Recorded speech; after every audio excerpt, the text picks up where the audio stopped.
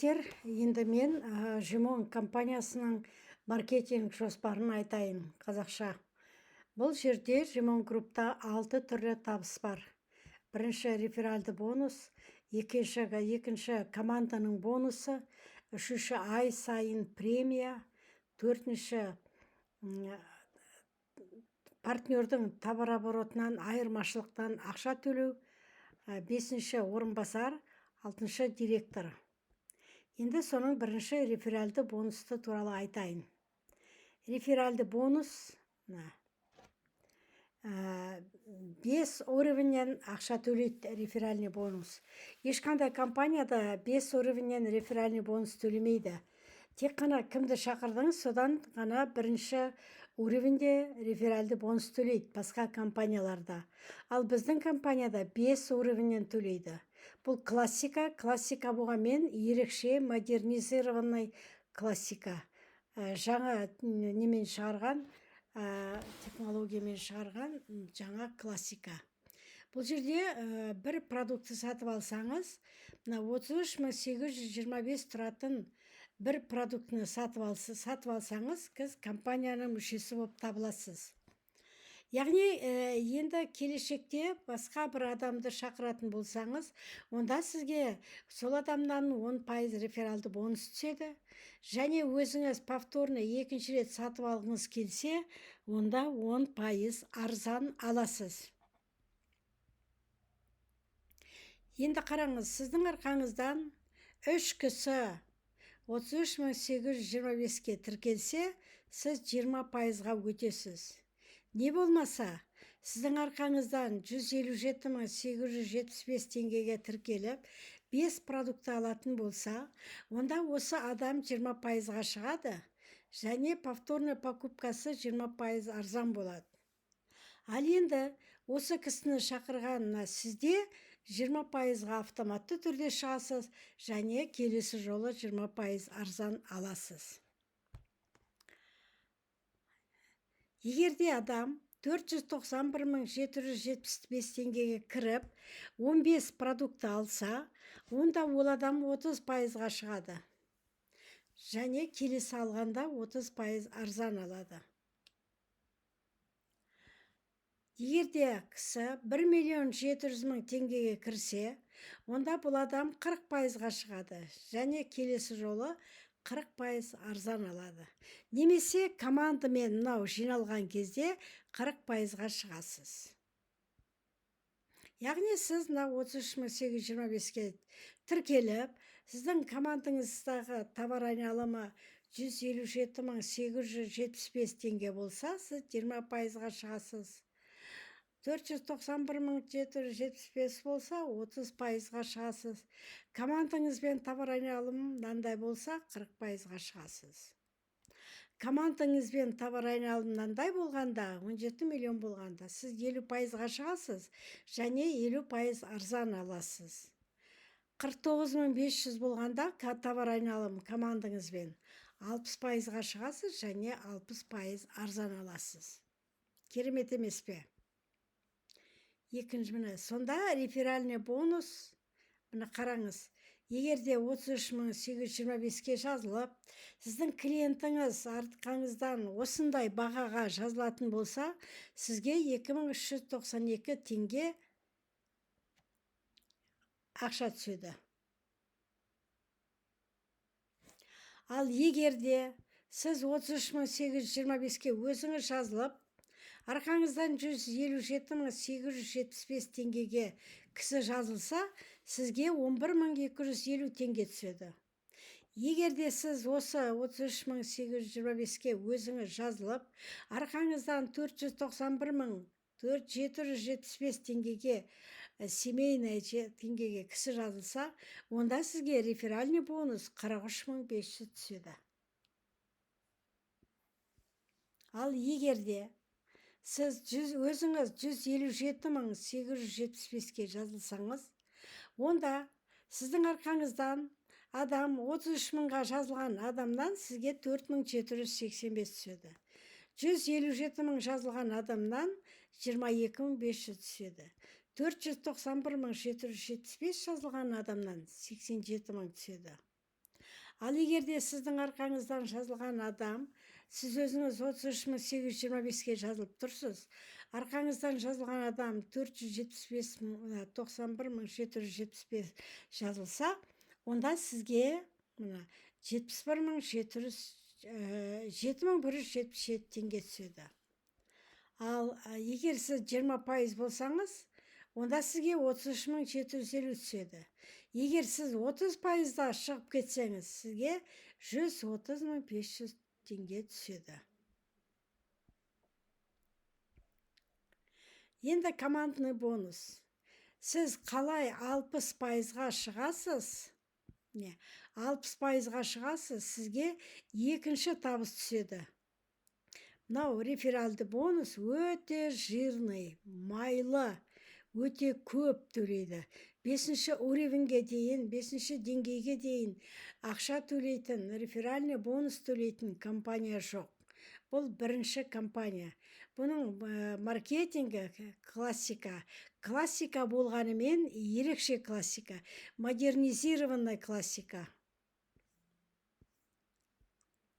Қалай сіз 60%-ға шықтыңыз, уже сізге командный бонус төленеді. Мына реферальный бонустың барлығы накопительный, бұлар күймейді еш уақытта. Ол жиналады, жинақтаушы. Ал командный бонус бұл енді ай сайын қайтадан жаңадан шығып отырады. Сіздің командаңызда товар айналымы 11.250.000 болғанда, сізге осы командаңыздың товар айналымынан 2% түседі. 30 миллион болғанда 4%, 60 миллион болғанда 5%. Біздің командада біздің верхний спонсорымыз, жоғарғы спонсорымыз Сайрагүл ханым 60 миллионды бір айда жасап, бір айдағы айлық табысы 10 миллион ақша болды. Одан кейін 60%, міне осы 6%ға шыққан кезде сізге үшінші табыс қосылады. Оның аты премия, сыйлық беріледі, премия. Және ол премия ай сайын беріледі. Сізге 375.000 теңгені ай сайын беріп отырады. Бұнау қашан 8%-ға жеткенше. Бір айда жетесіз ба, 5 айда жетесіз ба, 10 айда жетесіз ба, бәрібір. Сізге ай сайын осы ақшаны беріп отырады. Қалай 8%-ға шығасыз, сіздің премияңыз өседі. Бағасы 750.000 теңге тұрады. Бұл премияны ай сайын беріп отырады, пока сіз 10%-ға жеткенше. Қалай 10%-ға жетесіз, сіздің премияңыз тағы да өседі. Бағасы 1.125.000 теңге болады. Бұны да ай сайын алып тұрасыз. 13%-ға жеткенде сіздің премияңыз 1.5 теңге болады. Бұны да ай сайын алып отырасыз. Не біз Сайрагүлдің командасы бірінші айда 60 миллион жасап, Сайрагүл ханым 10 миллион алса, екінші айда 150 миллион товар айналым жасап, 20 миллион алса, үшінші айда 450 миллион жасап, 47 миллион теңге айлық алды. Және де мына 337 миллионға тағы да 2,5 миллион қосылса, онда сіздің премияңыз 1,5 миллион емес, 2,5 миллион болады. Қазір мен сіздерге 3 түрлі табысты айттым. Бірінші табыс реферальды бонус, өте майлы бонус. Екінші командалық бонус, бұл да өте майлы. Үшінші бонус премия, ай сайын, бұл да жирный, өте майлы, өте жақсы. Төртінші разница от товарооборота партнера компании. Яғни сіздің партнеріңіздің товар айналымының айырмасын сізге төлейді. Мысалы, сіз 13%-ға шықтыңыз. Бұл кезде сіздің айлығыңыз 40 миллионнан жоғары болады, 45 миллионнан жоғары болады. Әрине, ол кезде сіздің командаңызда көп болады. Мысалы, бір веткіңіз сіздің 2% командалық табысқа шықты дейік. Яғни, мына табысқа шықты дейік. Сол кезде сіз 13%, ал командаңызда 12%, 13-тен 2-ні алғанда 11. Яғни, осы адамның командасының товар айналымынан сізге 11% тағы төлейді.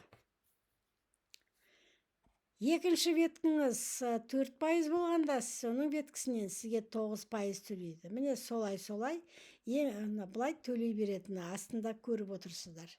Енді сіздің командаңыздан 13%-ға біреу шықса, ол неважно, міндетті емес бірінші линиядан шығуы.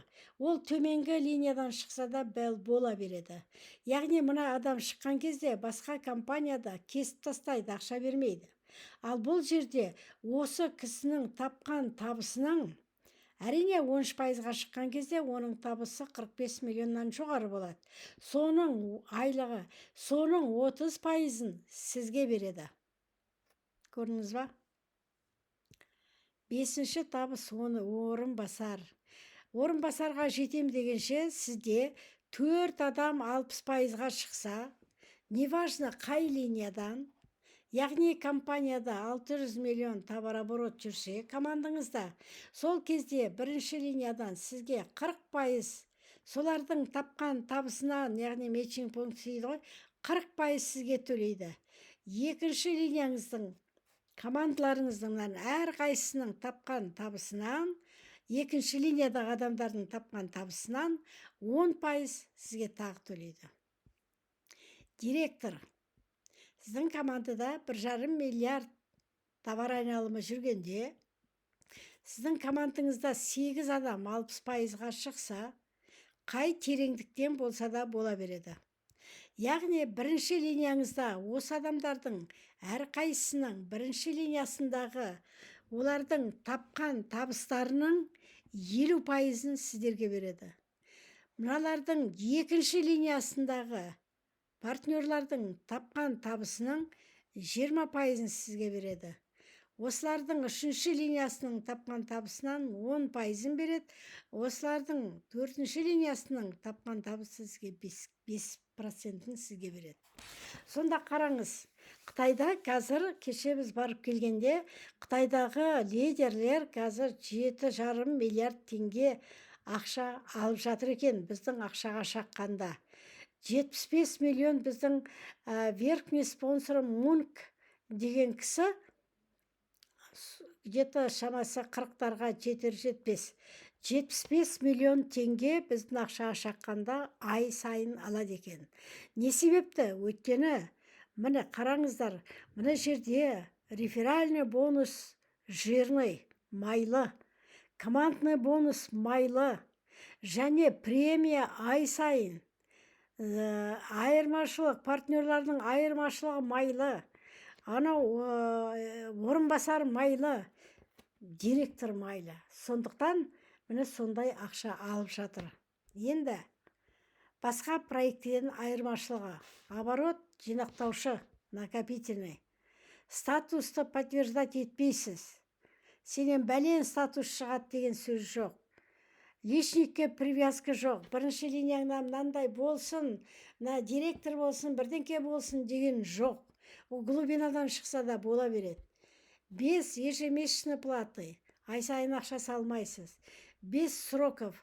Мысалы, сіз бірасы проектке кіріп, кетіп қалсаңыз, жұмыс жасамай кетіп қалып, 4 айдан кейін, не болмаса 6 айдан кейін, әйтеуір бір күні қайтып келсеңіз, неше процентте болсаңыз да сіздің орныңыз сақталып тұрады, және сол процентіңіз сақталып тұрады. Мысалы, сіз кеткен кезде 60%-ке шығып кетсеңіз, 10 айдан кейін қайтып келіп жұмыс жасасаңыз, сол 10%-пен жұмыс жасай бересіз. Көрдіңіз ба, қандай керемет. 30%-ға кезінде шығып кетсеңіз, 10 айдан бойы кейін болса да келсеңіз, сол 30%-ыңыз сақталып тұрады. Баллы не сгорает, балдар өшірілмейді, сақталады. Апгрейд жоқ. Міне осындай керемет компанияға шақырамын. Ақшаларыңыз көп болсын. Біздің компанияға келіп, осы ақшаларды алыңыздар. Қазір біз жаңағы Қазақстан 450 миллион товарооборот, бірінші айда 60 миллион товарооборот, екінші айда 150 миллион товарооборот жасағанда Қытайлар шок болды. Ал 450 миллион товар айналымын жасағанда ойлаңыздар, егер 60 пен 150-ге шок болып отса, 450 жасағанда вообще Сондықтан да олар міне Қазақстанда бизнес қатты жүреді екен деп қазір Қытайлар Қазақстанға келіп, Қазақстанға бұрын көшіп кеткен қазақтармен кездесіп, соларға информация беріп, Қазақстаннан ветка ашып жатыр. Қымбатты қазақтар, қазір мынау осы компанияда өздеріңіз бастаңыздар. Өйткені компаниядағы дәрілер тек Қытайда бар, сосын Қазақстанда бар. Білесіздер ма? Басқа әлемде жоқ.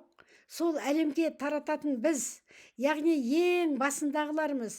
Яғни осы жерден миллиардер дегендер, миллионер, долларовый миллионер дегендер осы жерден дәл қазір жұмыс жасасаңыздар шығады. Көптеген миллионерлер, көптеген миллиардерлер шығайын деп тұр. Қазір біздің арқамыздан келген бұрын мысалы компания, біз басқа елден келген компанияның соңынан тіркелетінбіз. Сол елдің жаңағы табысын көбейтетінбіз. Қазір Қазақстанға келіп тұр. Сондықтан біздің арқамыздан басқа мемлекеттер келеді. Яғни Қазақстандағы табысты көбейтеді. Сол үшін қазір сенбеймін, анау мынау демеңіздер. Біз өзіміз 220 адам Қытайға барып, 6 зауытты көзіміз көріп келді. Міне, мына тұрған 6 зауыт міне. Осының бұның арқасында бар 3 зауыттар. Соның барлығын көзімізбен көріп келдік. Мысалы, мен мына заводтың және мына заводтың ішіне кірдім. Бәрін түгел араладым. Ал кейбір қыздар 3 заводты, 4 заводты ғана аралап үлгерді, қалғанына үлгере алмады. Біз бірінші рет барғандықтан мен сол 2 заводты ғана аралай алдым. Әрине, келесі жолы барғанда барлығын аралауға тырысамын. Барлығымыз өз көзімізбен көргеннен кейін біз мы в шоке.